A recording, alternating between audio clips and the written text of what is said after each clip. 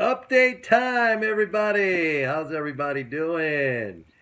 I'm not going to spend a lot of time on the stock market on this update, although we are up. We have erased the losses from yesterday, and we're working on the losses from the day before. Just quickly, there's nothing in the fiscal flow numbers that suggest, anything negative. In fact, they're very, very strong, and we are seeing even improvement in the economic data. We saw Walmart the other day talk about stronger, not just stronger profits, but stronger sales, okay? So those fiscal flows, they flow to the private sector in the form of income, and people go out and they spend more. So it's all good. I want to talk about, oh, by the way, yesterday to the MMT Trader subscribers, I sent out an email to add to our long S&P futures position at 2025. That was an excellent buy point. We got filled on that, so it lowered our average a lot, and we're making very good money on that S&P position. If you don't have the MMT Trader subscription, get yourself a 30-day free trial. You would have had that special email. Go to www.pitbulleconomics.com and click on the tab that says products. All right. I want to talk about two things. Puerto Rico to start off with, because some of you have been asking me, what do I think about Puerto Rico? First of all, from a macro economy standpoint, I don't think it's going to have any real impact on the overall U.S. economy. But I want to talk about this more from a moral standpoint, okay? Should we or should we not bail out Puerto Rico? And the answer is yes, we should bail out Puerto Rico. And the reason is very simple.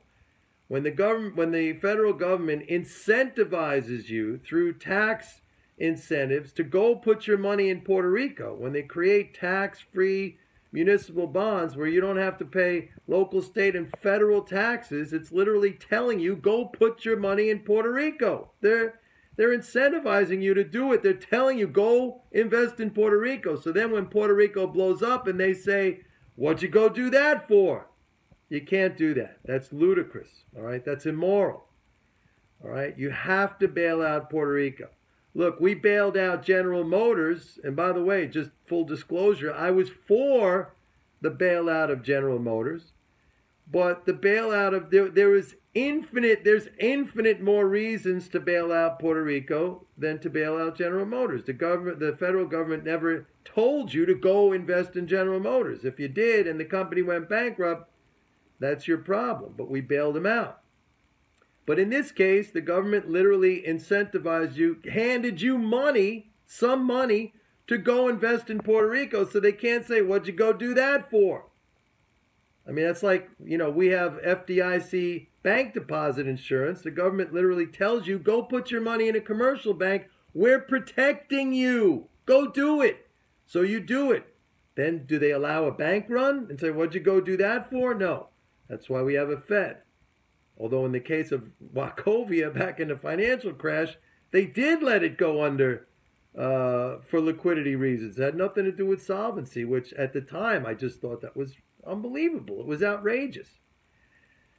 So there you have it. I think by the way, if you say, Mike, well, that's moral hazard, we're incentivizing moral hazard, you're right. I'm going to agree with you. But you have to deal with moral hazard at its source. And the source is creating incentives to go invest in certain places. If you don't want that potential moral hazard, you don't create an incentive for people, a monetary incentive to go invest there.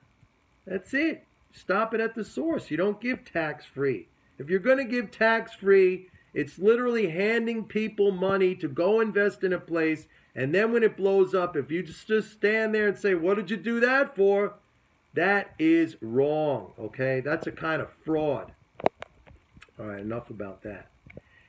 I want to talk about, here's another one of these things. It just, folks, it makes me crazy.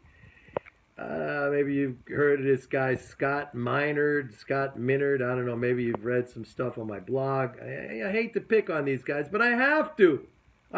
Just to show the level of idiocy out there and how these guys are so overpaid for their contribution, which is zero. It's actually a negative contribution. They hurt people. So the other day, Minard, who, by the way, he's the chief investment strategist over at Guggenheim+partners. Guggenheim+partners is a huge hedge fund here in New York City, run about 60 or 70 billion. You know, it's all these elite guys think they're so fancy. And so Minard, in a thing that I read, he said, oh, treasuries are going to be great because the yield on U.S. government securities is relatively much higher than yields everywhere else. But the guy totally ignores the fact that the Fed is the only central bank in the world right now that is raising interest rates.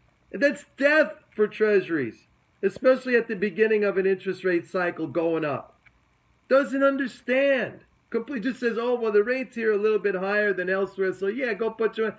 Has no, absolutely does not give, one sentence towards the fact that the Fed is on a rate hike cycle. The Fed is literally telling you, do not invest in treasuries. We want the rates higher. Clueless. Doesn't know. You see what this is, folks? I hope you realize this. They don't know. They do not know. They don't know what the hell they're talking about. They just make shit up. And they make stuff up so that it's the same as what everybody else is saying. So that when they're wrong, they could say, can't blame me. All the geniuses were saying the same thing. It's just unbelievable. And I'm sure the guy gets paid a shitload of money, too, for this garbage. All right. By the way, he was the same guy back in February when the stock market was crashing. And he was saying, it's going down. Get out. It's big time risk. And I was saying, buy aggressively February 11th. Who was doing? I was the only one. The only one. Okay? The only one. All right. That's it for now. Maybe see you later.